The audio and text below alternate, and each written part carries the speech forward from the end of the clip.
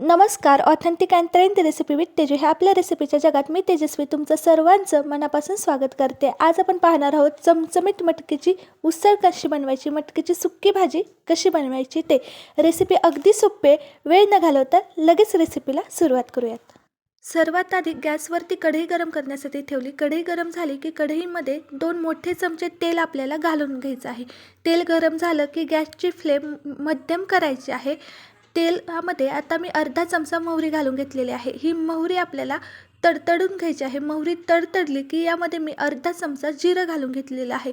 जिरं देखील आपल्याला छान फुलून घ्यायचं आहे. जिरं तुम्ही पाहू शकता इथं छान फुललं गेलेलं आहे. जिरं फुललं की आता यामध्ये मी 7-8 लसूण पाकळ्या टेचून घेतलेल्या आहेत, त्या तेलामध्ये घालून घेतल्यात. हा लसूण छान फ्राय होईपर्यंत अर्धासा मिनिट परतून घेतला. आता त्यानंतर 7 ते 8 कढीपत्त्याची पानं मी तेलामध्ये घालून घेतलेली आहेत. कढीपत्ता लसूण आपल्याला अर्धासा मिनिट पुन्हा एकदा छान परतून घ्यायचं आहे. आता त्यानंतर 2 मध्यम आकाराचे कांदे बारीक चिरून घेतलेत, ते तेलामध्ये घालून घेतले. आता आपल्याला कांदा लालसर होईपर्यंत परतून घ्यायचा आहे. कांदा व्यवस्थित परतला गेलेला आहे. आता यामध्ये मी 2 मध्यम आकाराचे टोमॅटो बारीक चिरून घेतलेत, ते घालून घेत आहे. आता टोमॅटो छान आपल्याला मऊसूद होईपर्यंत परतून घ्यायचा आहे. टोमॅटो कांदा छान परतला गेला की आता यामध्ये मी अर्धा चमचा घरगुती मसाला घातलेला आहे. अर्धा चमचा हळद, अर्धा चमचा धना पावडर आणि हे सर्व मसाले छान एकत्र करून घेतलेले आहेत. तुम्ही घरगुती मसाल्याऐवजी गरम मसाला जरी वापरला तरी देखील चालेल. आता चवीनुसार मीठ मी यामध्ये घालून घेतलेलं आहे. मी जो इथे घरगुती मसाला वापरलेला आहे त्याची रेसिपी मी आधीच अपलोड केलेली आहे, लिंक डिस्क्रिप्शन बॉक्समध्ये देत आहे. अगदी थोडीशी कोथिंबीर आता मी या मसाल्यामध्ये घालून घेतलेली आहे आणि ती देखील आपण मिक्स करून घेऊयात. कोथिंबीर वरून टाकली तरी छान दिसतेच आणि अशी जर आपण या मसाल्यामध्ये घालून परतली तर त्याची टेस्ट खूप छान उतरते.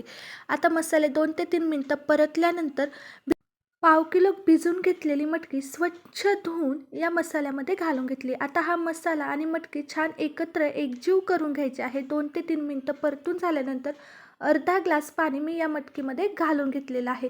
आता पुन्हा एकदा एकत्र करून यावरती मी झाकण ठेवून घेणार आहे. झाकण ठेवून 10 ते 15 मिनटं आपल्याला ही मटकी छान शिजून घ्यायची आहे. मध्ये आधी झाकण काढायचं, ही मटकी व्यवस्थित एकजीव करून घ्यायची आणि पुन्हा एकदा यावरती झाकण ठेवून मटकी शिजण्यासाठी ठेवायची आहे. मी अशाच पद्धतीने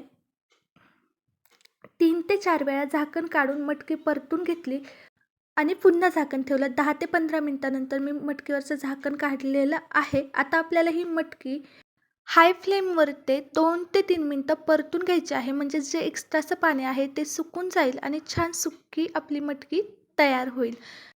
मटकी इथे छान परतली गेलेली आहे. संपूर्ण पाणी तुम्ही पाहू शकता सुकून गेलेलं आहे.